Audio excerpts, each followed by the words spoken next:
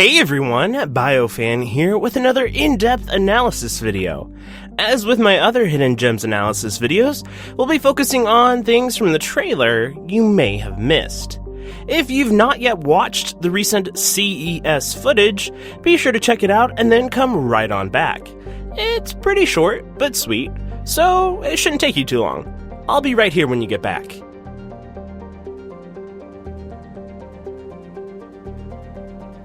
Okay, let's get started then. First off, a disclaimer. Everything seen here is in-engine, so while it may be similar, it may not appear exactly the same way in the game. Aspects of the trailer may have been tweaked a little bit for trailer visuals. In the first bit of the trailer, we see the Nexus off in the distance. The Tempest then lands on a desert environment that may, or I'm thinking more likely may not, relate to the lava environment later on in the footage. Assuming there is probably more than one desert planet, this may or may not be Eladin. PB is described as a rogue academic, while Ryder is considered to be a recon specialist. According to Game Informer coverage, a recon specialist is our title prior to becoming the Pathfinder. Not sure if this reflects that or not, though if it does, it means whatever happens to our Pathfinder father, Alec Ryder, that causes his rank to pass down to us, has yet to happen. It appears that there's a way to level up the Nexus. I assume this will act similarly to leveling up the Inquisition in Dragon Age Inquisition, which gives the player passive boosts and unlocks new features. You can see your exact health and shield values, available skill points, as well as credits and item capacity. It appears as though we'll only have 3 abilities to equip at a time, though these can easily be switched out and have many upgradable options. Each skill will come from a selection of biotics, tech, and combat abilities. Pull and Shockwave have made a return from the original trilogy, along with a new ability called Invasion. Korra is present in the party, though she's never actually seen in the footage. Note that her icon and PB's have changed since previous footage. Here's the most up-to-date chart of our squad and icons. All we actually know about Korra, some of which comes from the leaked survey, is that she has biotic abilities, appears to be human according to her icon, and wears Andromeda initiative armor. The mission we're currently on involves going along with PB to investigate a mysterious Remnant signal. It was revealed in the CES presentation that this is in fact PB's personal mission. There will be only one personal mission per squadmate. The jetpack seems to be larger than in previous footage. I'm guessing this may be the upgraded version, since we know we have the ability to upgrade the jetpack and Nomad. Ryder can strap guns to their shoulder. Note that the infamous butt straps are still present for, let's call it, purposes unknown. The helmet also appears to have some sort of antenna on it. We hear our Solarian pilot, still unnamed, over the comm, and Ryder asks Sam, our AI assistant, to relay a message back. A ship is flying over the area, though it does not seem to resemble the Tempest. It does seem to resemble the ship we see fly near the combat area near a Remnant Vault in the 5-minute Game Awards gameplay. Being that both were spotted near Remnant Vaults, and that the previous one did have a glow on its thrusters consistent with the Remnant color scheme, I do have to wonder, is this some kind of really big flying Remnant? Or a ship or shuttle somehow connected to the Remnant in some way? To the right, we see a tower structure that we've seen in many other Remnant Vault areas in other pieces of footage. Up in the sky, a nearby celestial body is undergoing some sort of event. I'm not quite sure what it is, but I think it appears important enough that it'll be explained in the game. Certainly looks ominous, at the very least.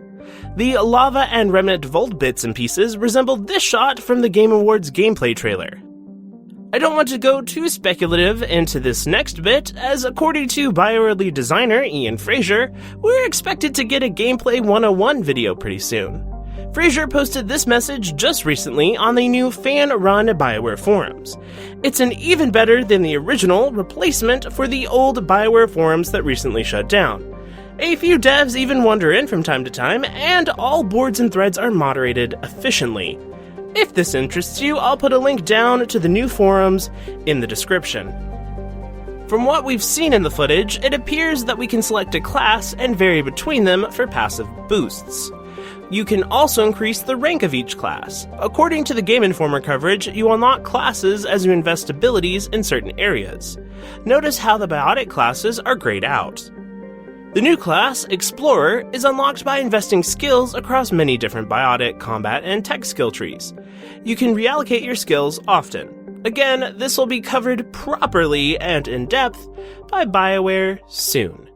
The different classes have different little heraldries as well.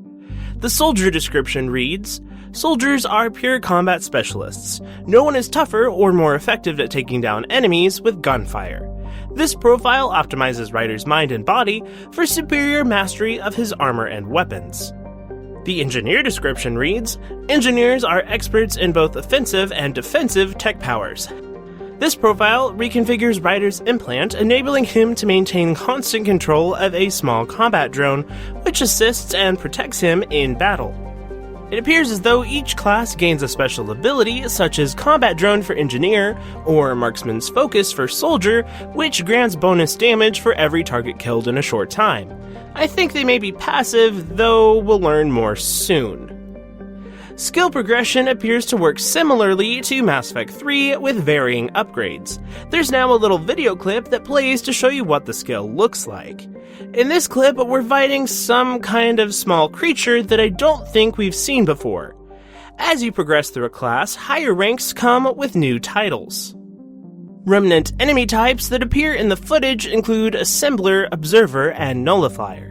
Ryder, currently an engineer, unleashes a melee attack of stabbing a nullifier with his Omniblade. This remnant descends from the sky as the nullifier explodes. It's called a destroyer. The destroyer has turrets you can target separately. We've seen these bright glowing symbols before. I'm thinking they represent loot. It also appears as if you can loot remains. Game Informer also released pictures of this demo just a few hours prior to its showing. Nothing really new, but the only still that shows anything different shows PB, who appears to be wearing a similar space helmet mask thing as Liara did in the original trilogy. Fraser explained over Twitter that different characters wear different kinds of helmets in unbreathable environments. What did you notice in the footage? What are you wanting to see in the near future? Tell me all about it down in the comments. I'd love to hear from you. And while you're down there, be sure to attack that like button and share this video with your friends, family, random strangers. It's all good. For more Mass Effect Andromeda and BioWare related videos, be sure to subscribe to my channel by clicking the big red subscribe bar up at the top of the screen. For instant news coverage of BioWare games, feel free to follow me on Twitter and other forms of social media, links to which can be found down in the video description. If you like my videos and would like to help support my channel and improve its quality, head on over to my Patreon page to donate. For more information about my Patreon page and the donation process, there's a video here on the screen with all of that as well.